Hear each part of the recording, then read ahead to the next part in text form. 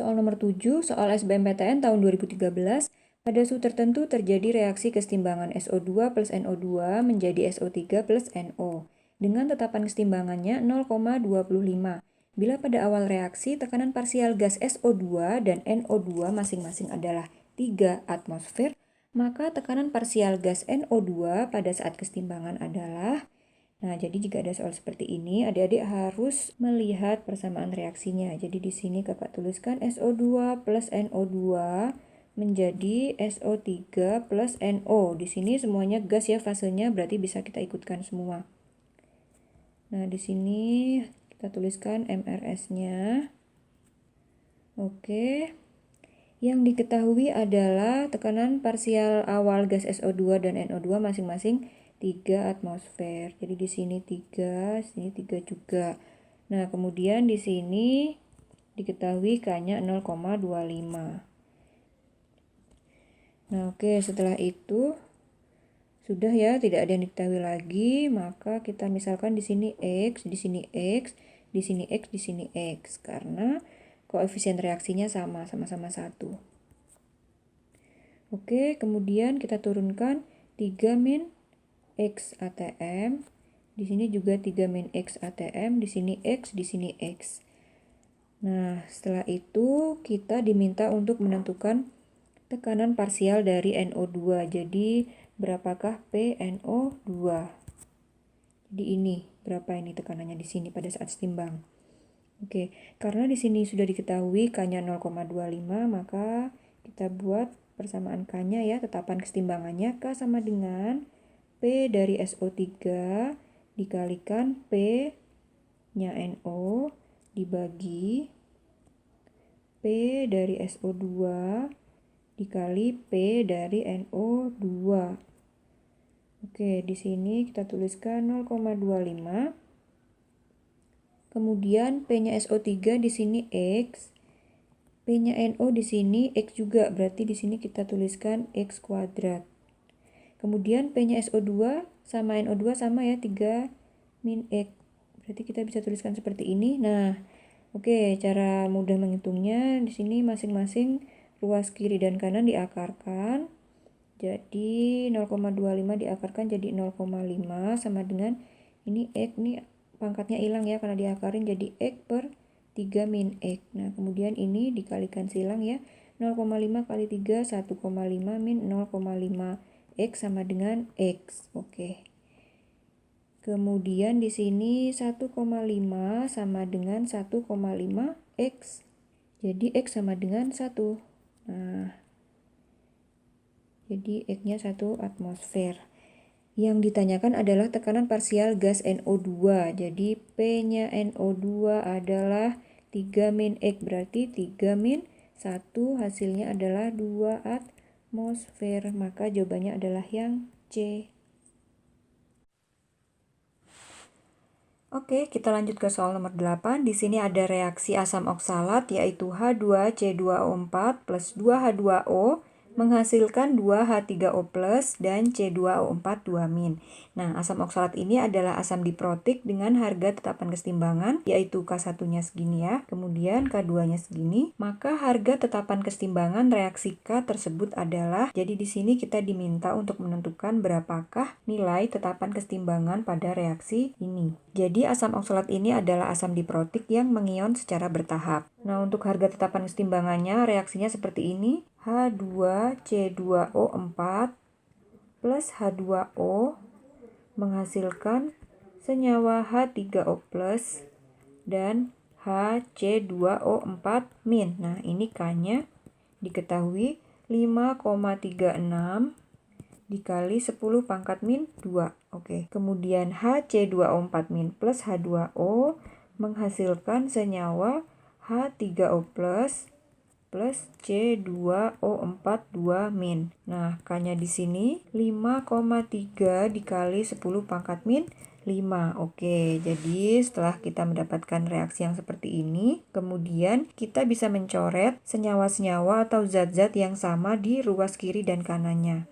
Nah, yang sama di sini adalah HC2O4-, kita bisa coret, ini coret, kemudian apalagi yang sama? Sudah ya, yang lainnya tidak sama. Jadi kita bisa langsung turunkan H2C2O4 plus 2H2O menghasilkan senyawa 2H3O plus dan C2O4 2-. Nah, K-nya di sini ingat rumusan nilai tetapan kesetimbangan. Jadi jika reaksinya ini dijumlahkan, maka nilai K-nya itu dikalikan. Jadi ini K-nya adalah 5,36 kali 10 pangkat min 2 dikali 5,3 kali 10 pangkat min 5. Nah, seperti ini. Jadi hasilnya adalah 2,8 kali 10 pangkat min 6. Nah, seperti ini. Jadi dapat kita simpulkan harga tetapan kesetimbangan reaksi K pada reaksi ini ya, maka besarnya adalah 2,8 kali 10 pangkat min 6. Jadi jawabannya adalah yang C.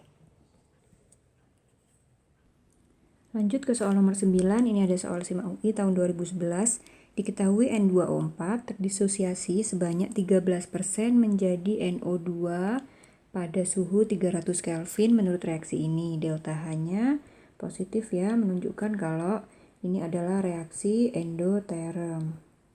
Kemudian, manakah dari pernyataan berikut ini yang dapat meningkatkan persentase disosiasi N2O4? Jadi di sini kita diminta untuk menganalisis manakah pernyataan dari 1, 2, 3, 4 ini yang tepat yang dapat meningkatkan persentase disosiasi N2O4. Berarti yang dicari adalah pernyataan yang dapat menyebabkan reaksi bergeser ke kanan.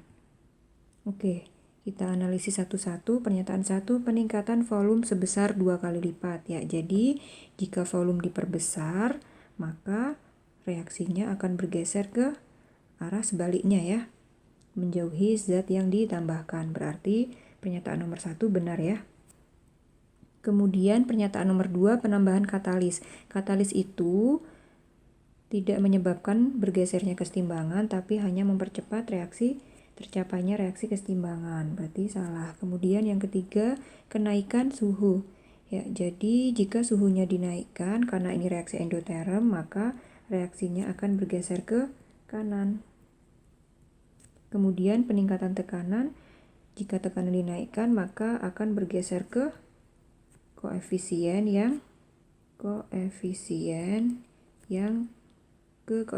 kecil.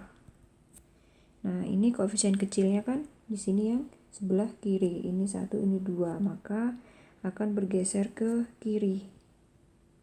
Sehingga pernyataan nomor 4 ini salah ya, karena yang diminta adalah bergeser ke kanan. Nah, jadi pernyataan yang tepat yang dapat mengakibatkan atau meningkatkan persentase disosiasi N2O4 adalah pernyataan nomor 1 dan 3. Jadi agar persentase disosiasi N2O4 meningkat, maka kesetimbangan bergeser ke kanan atau ke produk dengan cara meningkatkan volume dan suhu dinaikkan, atau cara lainnya bisa dengan jadi pernyataan yang tepat adalah 1 dan 3, maka jawabannya adalah yang B.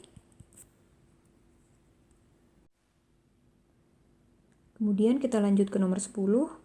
Untuk soal nomor 10 dan 11, bacalah narasi berikut. Nah, jadi di sini ada proses Haber-Bosch yang merupakan proses pembentukan amonia berdasarkan reaksinya ini. Nah, kemudian ada tabel data Kp dan Kc dari reaksi kesetimbangan yang dapat balik ini. Nah, jadi di sini ada suhu 25, 300, dan 400. Kemudian ada data Kp dan Kc-nya dari berbagai suhu ini. Kemudian yang ditanyakan, dari data tetapan kesetimbangan proses Haber-Bosch tersebut di atas, maka pernyataan yang benar adalah, jadi di sini kita diminta untuk menganalisis manakah pernyataan yang benar sesuai dengan yang ada pada narasi ini. Oke, yang pertama A, untuk meningkatkan hasil reaksi atau NH3 maka dapat dilakukan dengan cara menaikkan suhu. Nah, di sini coba kita analisis dulu. Pada peningkatan suhu 25, 300, 400, ini harga Kp dan Kc-nya semakin kecil, maka dapat disimpulkan bahwa reaksinya ini adalah reaksi eksoterm ya. Nah, jadi pada reaksi eksoterm itu cirinya adalah makin tinggi suhunya, maka nilai K akan semakin rendah. Jadi ini untuk reaksi eksoterm ya. Untuk reaksi eksoterm berlaku seperti ini. Jadi semakin tinggi suhu, nilai K akan semakin rendah. Nah, jadi ini untuk meningkatkan hasil reaksinya maka dapat dilakukan dengan cara menaikkan suhu. Di sini delta H-nya negatif. Nah, jika dinaikkan suhunya maka reaksi akan bergeser ke kiri ya, ke reaksi endoterm. Jadi reaksi ke kanannya adalah reaksi ekso, kemudian reaksi ke kirinya adalah reaksi endoterm. Jika suatu reaksi dinaikkan suhunya, maka akan bergeser ke reaksi endoterm. Nah, ini reaksi endotermnya ke sebelah kiri, maka yang A ini adalah salah ya.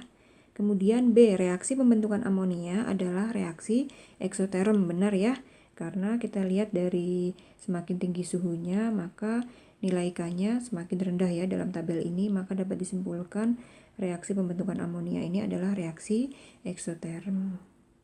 Maka jawabannya adalah yang B. Reaksi pembentukan amonia adalah reaksi eksoterm. Kemudian soal nomor 11, ini ada soal SBMPTN tahun 2014. Jika pada saat kesetimbangan reaksi di atas pada suhu 25 derajat Celcius, tekanan parsial H2 dan N2 masing-masing adalah 1 dan 10. Maka tekanan total sistem pada saat kesetimbangan tersebut adalah, nah jadi di sini kita bentuk dulu Kp-nya ya. Kp sama dengan PNH3 per PN2 dikali PH2. Nah, tadi kan persamaan reaksinya NH3 pembentukan amonia ya, berarti N2 plus H2 menghasilkan NH3. Nah, seperti ini. Jadi di sini 2 dan di sini 3. Oke. Berarti di sini NH3-nya pangkat 2, N2-nya pangkat 1, H2-nya pangkat 3. Nah, seperti ini. Kemudian apalagi yang diketahui di sini, tekanan parsial H2 dan N2 masing-masing 1 atm. Jadi ini kita akan mencari P-nya NH3. Jadi PN2 berapa ini? N2-nya 10. Kemudian H2-nya 1 ya. 1 pangkat 3. Kemudian untuk Kp-nya pada suhu 25 derajat Celcius berapa di sini? Kita lihat di tabel, kita cek tabel 9 kali 10 pangkat 5. Kita tuliskan di sini 9 kali 10 pangkat 5. Nah, dari sini kita sudah bisa tahu ya, P-nya NH3 sama dengan akar 9 kali 10 pangkat 6. Jadi 3 kali 10 pangkat 3. Nah, seperti ini.